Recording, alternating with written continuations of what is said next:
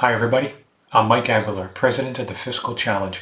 I want to welcome you to the 2024 competition. In this short video, I want to tell you a little bit about who we are, the goal that we're setting before the students for this year, and provide a couple of key dates and some tips for success. We are an educational nonprofit. I started it back in 2013 with the mission of helping you, the student, helping you better understand fiscal policy.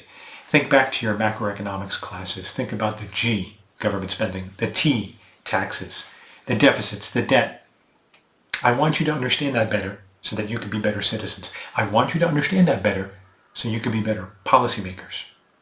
Now, the way that we at the Fiscal Challenge achieve that mission is we host a competition. Every year in the fall term, we put out a call to action to college students across the nation.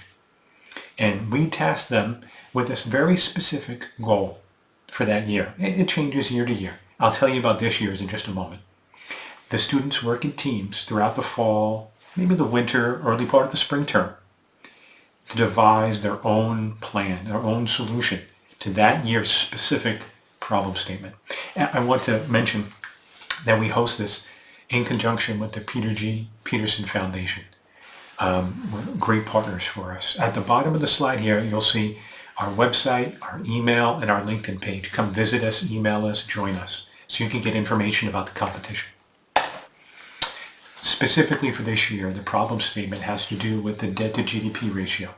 On the graph here, what you'll see is a visual from the Congressional Budget Office. The vertical axis is a percent. It's the federal debt held by the public. And you can see this dashed line about where we are today in 2023. Projections there on out are saying that we're going to near double over the next 30 years. Students, your goal is to figure out a way to stabilize that. We want to go to the next 30 years and hit about 95% on the debt to GDP level. Let me be more specific about that, okay? I won't read this verbatim. Let me tell you the big picture.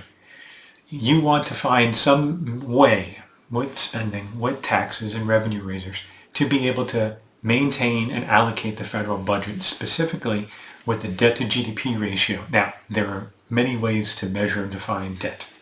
There are several ways to measure and define GDP.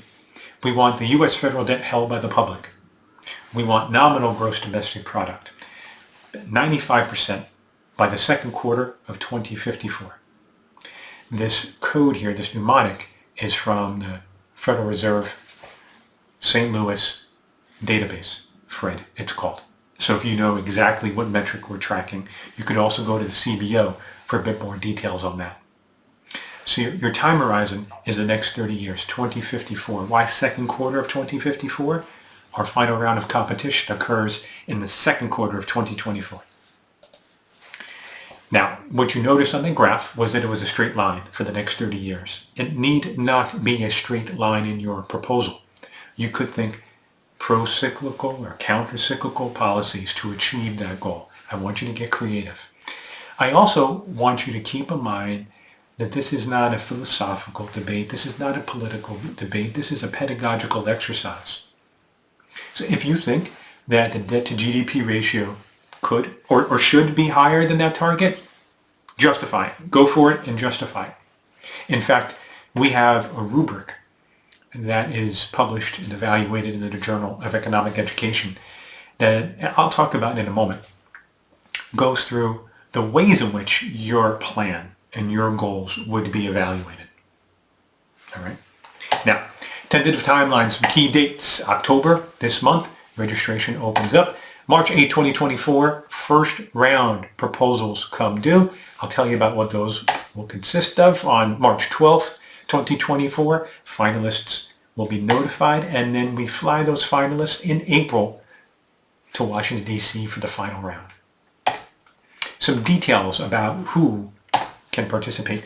One of the things that I want to do in this educational exercise is make sure that you're prepared to succeed outside of college. And outside of college, very often we have to work in teams. So I want you to work here in a team.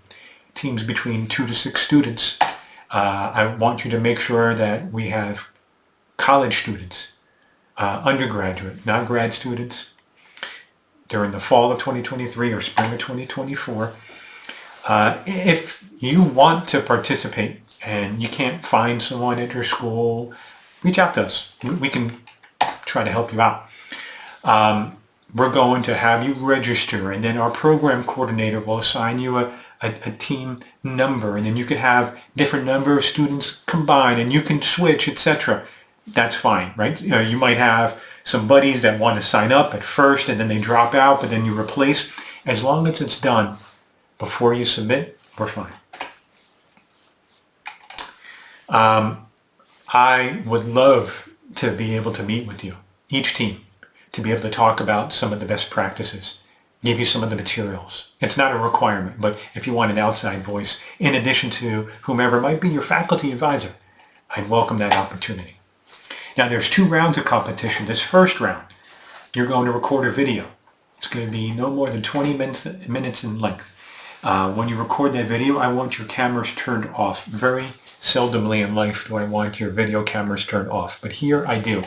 I also want, for the purpose of fair judging, no logos, no names, no school affiliations. We want to evaluate this purely on the content of what you're submitting.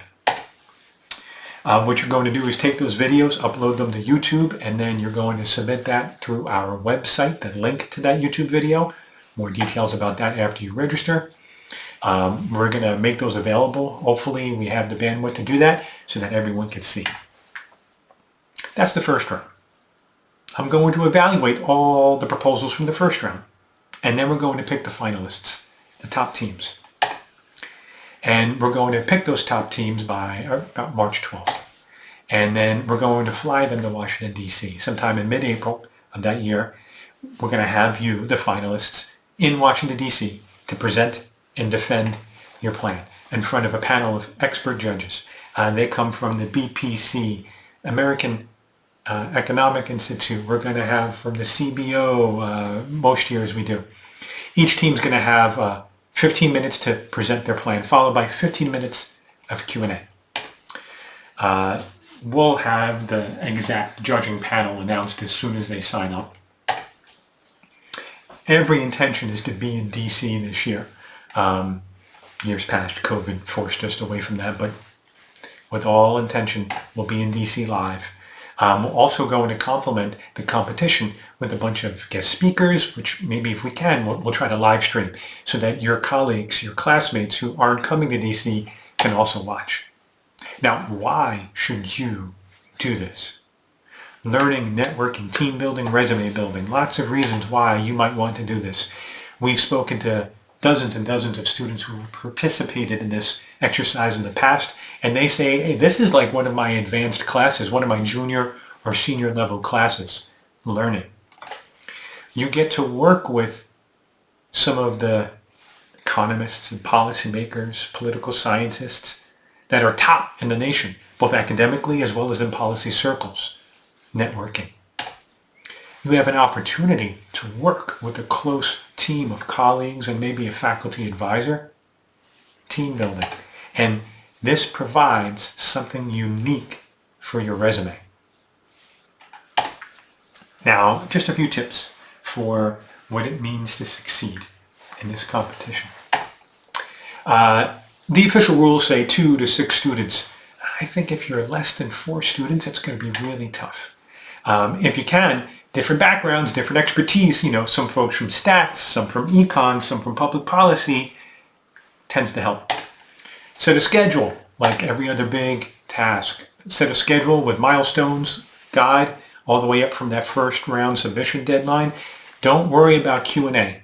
That would only be at the final round until after your first round deliverable is submitted. There will be plenty of time to practice Q&A afterwards. Research is at the heart of what we're doing. CBO is a great starting point. Leverage a think tank partners such as the Peter G. Peterson Foundation. Use a baseline forecast. Make sure that you have debt and GDP, not just the debt level. I want to hear your opinions, but I also want you to think like scientists. Your opinion, without justification, is not going to win the competition. Okay, so supporting evidence is tantamount. And then when you submit your deliverable, Think about one of the key elements of what we're trying to stress in this learning exercise, which is you need your voice heard. Presentation skills are going to be key. Try to limit your talk to about 3 key points. And then any type of attribution analysis, where our goal came from, what helped us achieve our goal. 4 key quick tips. I'd be happy to elaborate with any of the teams that register. Here's our judging rubric. You'll find this available on our website, on our LinkedIn page as well. I won't go through all the details. If you're familiar with the Fed challenge, this is very similar. Understanding the current fiscal situation, depth and breadth of analysis, creativity, presentation, and teamwork. Your first round and second round submissions will be judged along these lines. So I want you to join us. Feel free to sign up for registration at our website. Feel free to email us to get onto our listserv. Feel free to join our LinkedIn group. Thanks and good luck on the Fiscal Challenge.